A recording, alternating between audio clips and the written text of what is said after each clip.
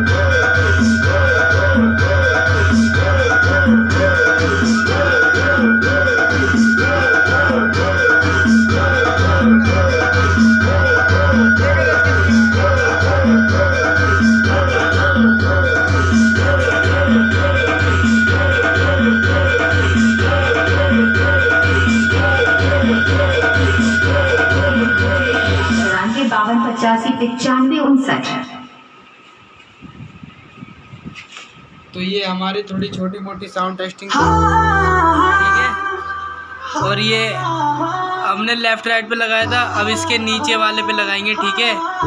और फिर उसके बाद चेक कर लेते हैं।